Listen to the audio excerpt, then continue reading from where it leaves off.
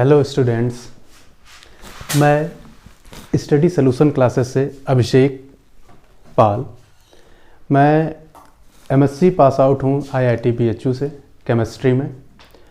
मेरा एमएससी जो है एनालिटिकल केमिस्ट्री में है।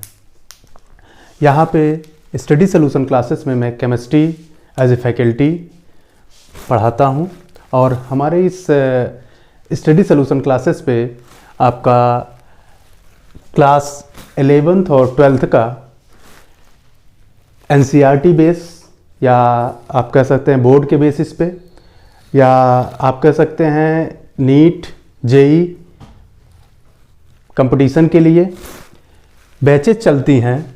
जो आपका नीट के लिए आपका पीसीबी है और जेई के लिए आपका पीसीएम है। ये फाउंडेशन बैच है। हम यहाँ पे जेई के लिए नीट के लिए क्लासेस देते हैं। अगर आपको बोर्ड का पढ़ना है तो आपको बोर्ड का भी पढ़ाया जाता है। आप इन सारी चीज़ों को देख सकते हैं, पढ़ सकते हैं हमारे यहाँ। हम आज आप लोगों को एक डेमो लेक्चर देंगे और उस डेमो लेक्चर में हम आपको केमिकल बॉन्डिंग का एक टॉपिक है type of bond. Chemical bonding का एक टॉपिक है type of bond. Type of bond के बारे में हम आपको बताएंगे। जनरली केमिकल बॉन्डिंग, आप अगर हमारे क्लास में आते हैं तो हम आपको केमिकल बॉन्डिंग के बारे में बहुत अच्छे से बता सकते हैं। यहाँ पे हम एक टॉपिक की केवल बात कर रहे हैं तो केवल टॉपिक पे हम केवल टाइप ऑफ बॉन्ड के बारे में ही बता पाएंगे आपको। यहाँ पे टाइप ऑफ बॉन्ड कितने तरह के होते हैं इसके बारे में हमें डिस्कस करना है। तो टाइप ऑफ बॉन्ड में जो टाइप ऑफ बॉन्ड होता है, type of bond chemical bonding में बॉन्ड जो है 3 टाइप्स के होते हैं। ये कितने तरह के होते हैं? 3 टाइप्स के। 3 टाइप होते हैं बॉन्ड के। 3 टाइप होते हैं। 3 टाइप्स में आपके कौन कौन से होते हैं? पहला है जैसे आपके पास आयनिक बॉन्ड। दूसरा है आपके पास, ये पहला है। दूसरा है आपके पास कोवैलेंट बॉन्ड। तीसरा आपका टाइप है, तीसरा टाइप का, थर्ड टाइप का आपका है जो है कोऑर्डिनेट बॉन्ड। ये 3 तरह के बॉन्ड होते हैं केमिकल बॉन्डिंग में। एक होता है आयनिक बॉन्ड, एक होता है कोवैलेंट बॉन्ड और एक है आपका कोऑर्डिनेट बॉन्ड। अब हम यहाँ पे अलग अलग तीनों बॉन्ड्स के बारे में जानेंगे। क्या होते हैं ये तीनों बॉन्ड और कैसे ये फॉर्म होते हैं, ये तीनों बॉन्ड किस तरह से बनते हैं, इसके बारे में जानेंगे। तो फर्स्ट ऑफ ऑल हम बात करते हैं आयनिक बॉन्ड की। आयनिक बॉन्ड की। आयनिक बॉन्ड क्या है? यहां पे क्या होता है? Transfer of electron. यहां पे क्या होता है? कंप्लीट ट्रांसफर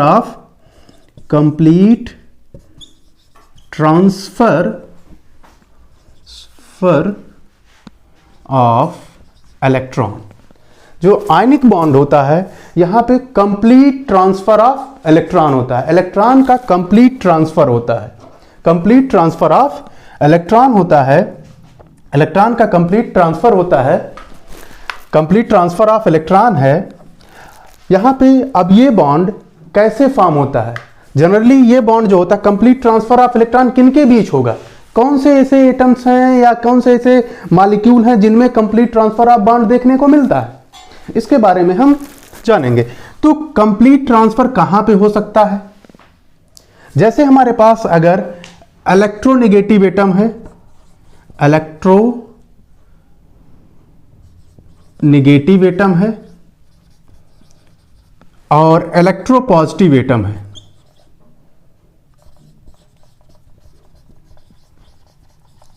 इलेक्ट्रोपॉजिटिव एटम है। एक हमारे पास इलेक्ट्रोनेगेटिव एटम है, एक हमारे पास इलेक्ट्रोपॉजिटिव एटम है। तो जो इलेक्ट्रोनेगेटिव एटम की टेंडेंसी क्या होती है? इलेक्ट्रोनेगेटिव जो एटम होता है उसकी टेंडेंसी होती है गेन ऑफ इलेक्ट्रॉन। इसकी टेंडेंसी है गेन ऑफ इलेक्ट्रॉन। इलेक्ट्रॉन को गेन करने की टेंडेंसी होती है। जो इलेक्ट्रोपॉजिटिव एटम होता है उसका क्या क्या टेंडेंसी होती है उसकी टेंडेंसी होती है लॉस ऑफ इलेक्ट्रॉन की। इलेक्ट्रॉन को लॉस करने की टेंडेंसी इसके पास होती है, जो आपके पास इलेक्ट्रोपॉजिटिव एटम होता है। तो इलेक्ट्रोपॉजिटिव एटम में कौन कौन से एटम आते हैं, किस ग्रुप के एटम आते हैं? जैसे हमारे पास इलेक्ट्रोपॉजिटिव एटम में जनरली जो एस ब्लॉक है, एस ब्लॉक के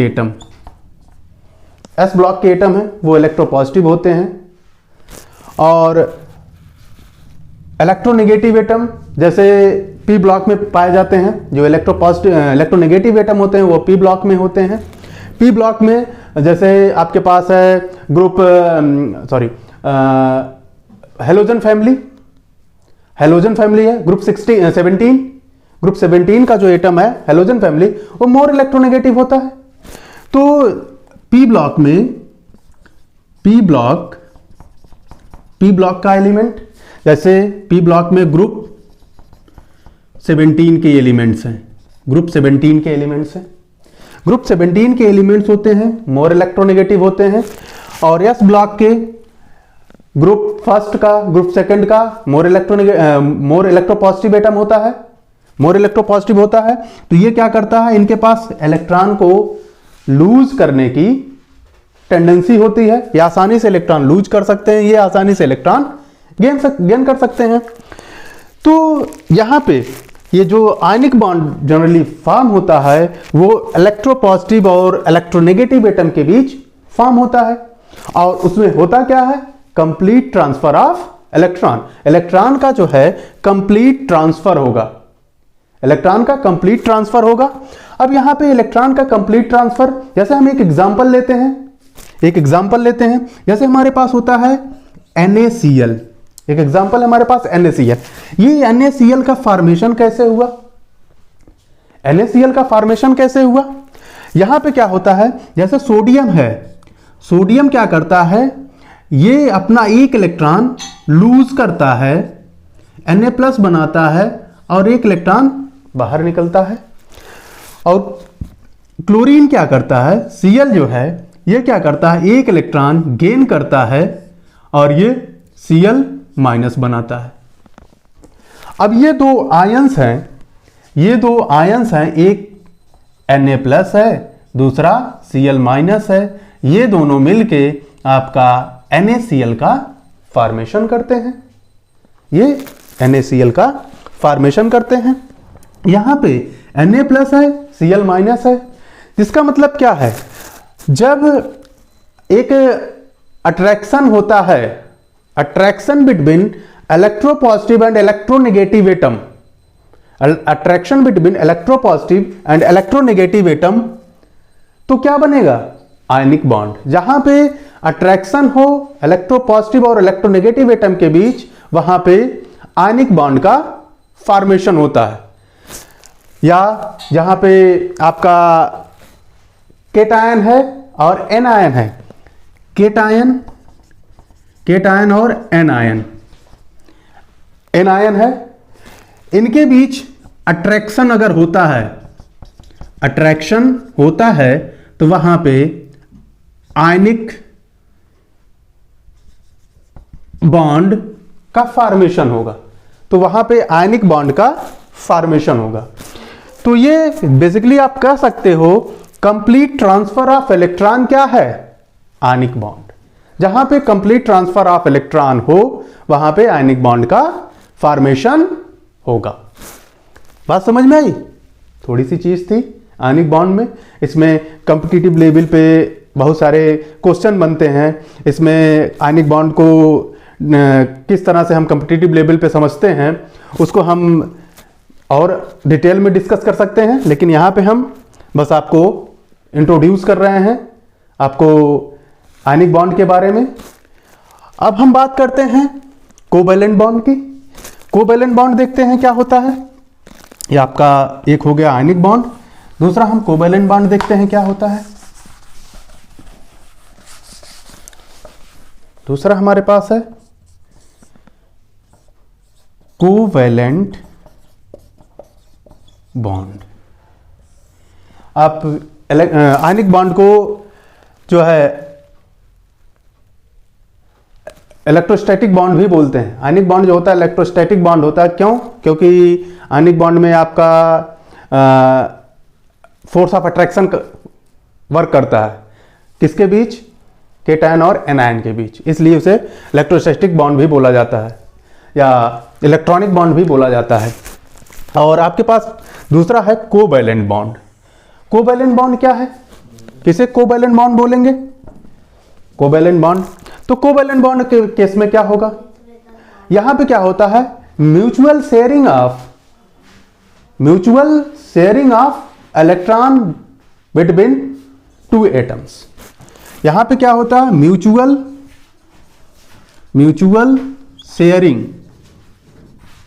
sharing of electron between two atoms. Mutual sharing of electron between two atoms. यहां पे दो एटम के बीच म्यूचुअल शेयरिंग होती है। तो यहां पे म्यूचुअल शेयरिंग जब होती है तो यहां पे जो आपका इनके बीच फोर्स ऑफ अट्रैक्शन होता है, या ये कह सकते हैं कि इनके बीच जो इलेक्ट्रोनेगेटिविटी डिफरेंस है, ये इलेक्ट्रोनेगेटिविटी डिफरेंस कम होता है। इनके बीच इलेक्ट्रोनेगेटिविटी डिफरेंस कम होता है, तभी ये म्यूचुअल शेयरिंग कर पाते हैं। जैसे हमारे पास एक टॉपिक है, या टॉपिक कर रहे हैं सॉरी, एक एग्जाम्पल है। जैसे हमारे पास है HCl का, HCl है।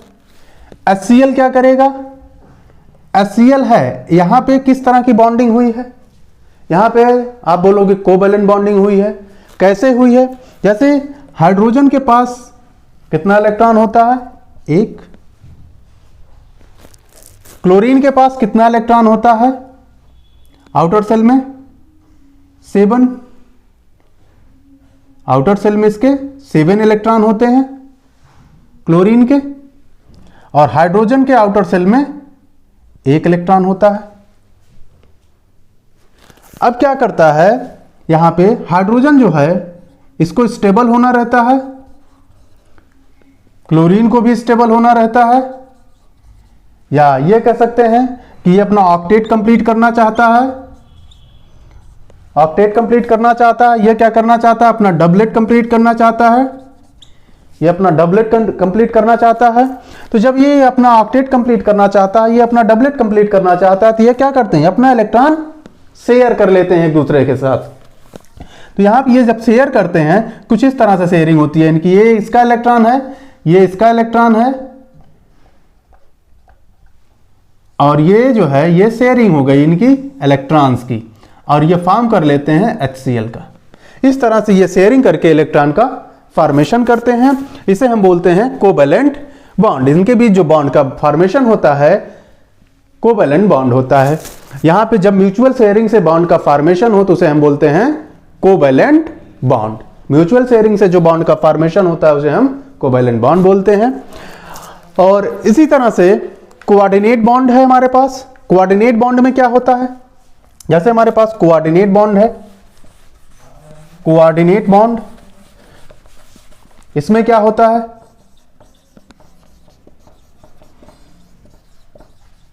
कोऑर्डिनेट बॉन्ड है। कोऑर्डिनेट बॉन्ड क्या होगा?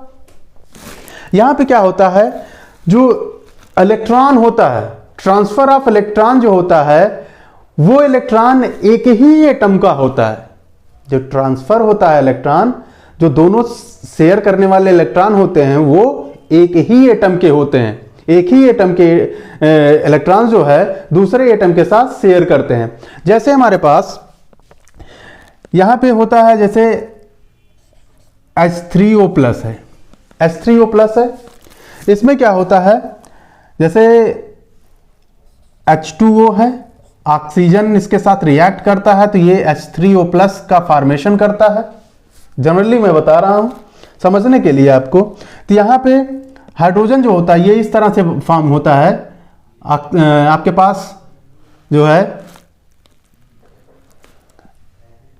ये ऑक्सीजन है, इसके पास कितने इलेक्ट्रॉन आउटर सेल में होते हैं? 6। ऑक्सीजन के आउटर सेल में 6 इलेक्ट्रॉन होते हैं। अब यहां पे एक यहां पे हाइड्रोजन है, एक यहां पे हाइड्रोजन है, एक यहां पे हाइड्रोजन। अब यहां पे क्या होता है, ये इसके पास कोई इलेक्ट्रॉन नहीं है, पॉजिटिव है। इस पे इस हाइड्रोजन के पास कोई इलेक्ट्रॉन नहीं है, इस हाइड्रोजन के पास एक इलेक्ट्रॉन है, इस हाइड्रोजन के पास एक इलेक्ट्रॉन है। तो ये क्या करता है, इसके साथ इलेक्ट्रॉन शेयर कर लिया, ये जो है इसके साथ इलेक्ट्रॉन शेयर कर लिया।